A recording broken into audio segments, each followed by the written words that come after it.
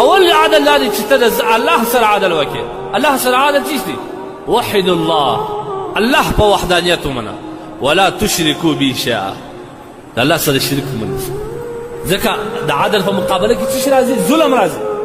الله شرک ته ویلی دی ان الشرک لظلم عظیم.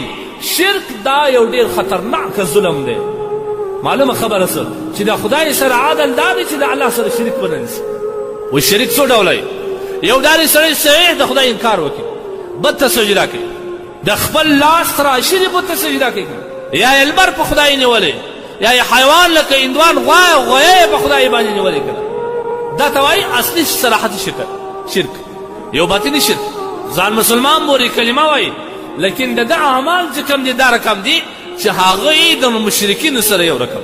لهذا د خدای سره که عدل کوې، اول عدل د خدای سره دا دی چې ته به د خدای جل جلاله سره شریک نه نیسي. یو دوهم عدل د خدای سره دا دی چې ته به د الله د اوامرو څخه سرغړونه نه کوې. کوم شي چې الله ته منع کړی د هغه څه به ځان راګرځه. که چیرې دې پر دې عمل نه وکړې بیا ته ظالم سوې، تا د خدای سره ظلم وکړې، او د خدای سره ظلم د هڅه خطرناکه ظلم.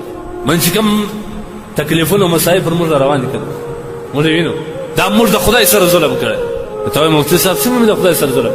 زه ثابتوم درته موږ ظالمان یو، د خدای سره مو ظلم کړی. د الله سره عدل دا دی چې د خدای اوامرو ته غاړه کښېږده کړه. هر امر ته د خدای جل جلاله به غاړه ایږدې. ستا په غاړه کې به د بندګۍ طوق دا ستا په اختیار کې نه دی. دا زندګي دا ستا په واک او قدرت کې نه ده. ته د بل د تعصر لاندې یې، د بل د تعصر لاندې به زندګي کوې چې هغه یو واحد خدای دی. ته راسه دوه خلک پرېږده، هر یو د خپل ګریوان د لاس سر شوه کوي. ما د الله د اوامرو څومرې مطابقت کړی، څومرې مې بغاوت کړی دی. الله ما ته وایي چې تاسو لمونځونه کوئ، لمونځونه کوئ. الله جل جلاله ما ته وایي چې تاسو قریبانو سره وسیله رحمي کوئ، موږ په قریبانو سره کوئ. الله ما ته وایي زکات ورکړئ، موږ زکات ورکړئ. ولې دا خپل شی د هر چا ته معلوم چې خپل زندګي به دا د الله د اوامرو مطابق تېروي، او د خدای جل جلاله د نواهیو او ممانعاتو څخه به ځان راګرځوي. الله موږ څومره شان څخه منع کړي، موږ راګرځېدلي. الله وایي غیبت مه کوئ، ولا یغتب بعضکم بعضا. یو در بله غیبت مه سره کوئ. زموږ مجلسونه څه ګرمېږي، خوند به دې مجلس کې خلک په توجه کې پکې ناست په غیبت وایي. د غیبت بغیر مجلس نه ګرمېږي. الله وایي یو پر بل بهتان مه وایاست. الله وایي غلا مه کوئ، د مسلمان بې عزتي مه کوئ. الله وایي لا یسخر قوم من قوم، یو پر بل رشخن او پسخن مه سره وایي. زموږ بانډارونه هلته ګرمېږي چې موږ یو راونیسو پر هغه باندې پسخن و.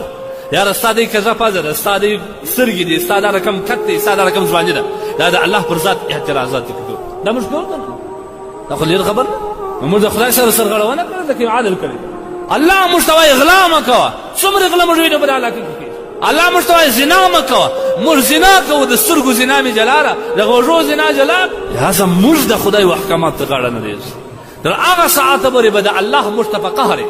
د ظاهري مثال شوی پلار ستا ظاهري خالق دی، الله دې حقیقي خالق دی. کله چې ته د پلار د اوامرو څخه سرغړونه وکړې، پلار د څخه خفه دی، د کوره دې باسي. هر چا ته ستا شکایت کوي، یاره زما زوی دې پر بدو راته دې ته خو څه ووایه؟ ولې زړه یې درد کوي چې ما پیدا کړی، زما د نطفې پیدا یې، ما غټ کړی، زما په لاس، زما په محنت، زما په مزدوري، زما په پیسو، زما په ډوډۍ، ما په محنت باندې مې رالوی کړی، ته ما ته درېږده. ډېر وخت د زړه د درد نه څه ګوشکې هم تېرېږي. نو چې دا د خالق ظاهري د حال دی، هغه زموږ خالق حقیقي ذات سرغړونه چې موږ کوو، هغه به موږ ته څومره په قهر چې ستا پلار ستا په بغاوت باندې دومره خفه کېږي چې هغې ژاړي که نو هغه خالق حقیقي ذات چې زموږ د ټولو رب دی، هغه به زموږ په ناجایزه باندې، زموږ په ظلم باندې، زموږ په عداوت باندې، زموږ په بغاوت او سرکشي باندې به څومره موږ ته په قهر.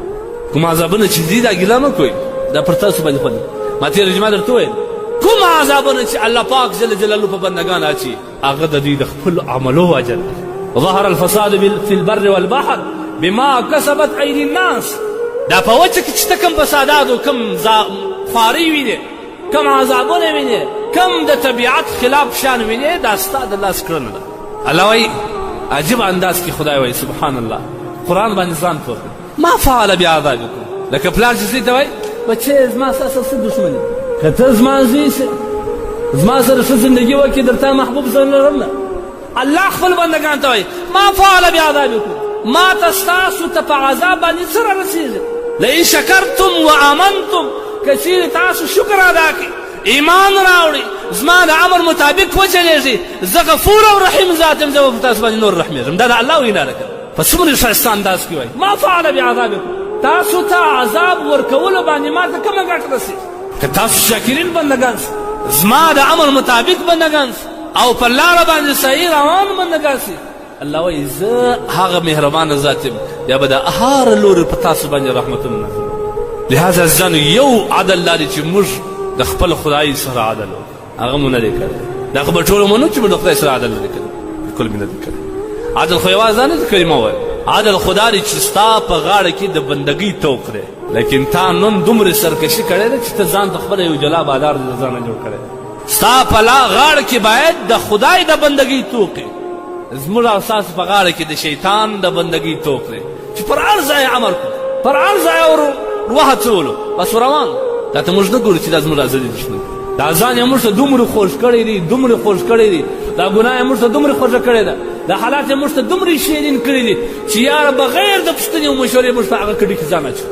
دې اسانه مثال دا رقم دی لکه یو سړی چې تا ته په اصلو کې اصلي خونداره اصل وي، تا ته یې زهر اچولی، ته یې خورې خورې خورې په نه پوهېږې، اخر یې نتیجه کوم ځای ته ورسېد، هغه تا ته شوه.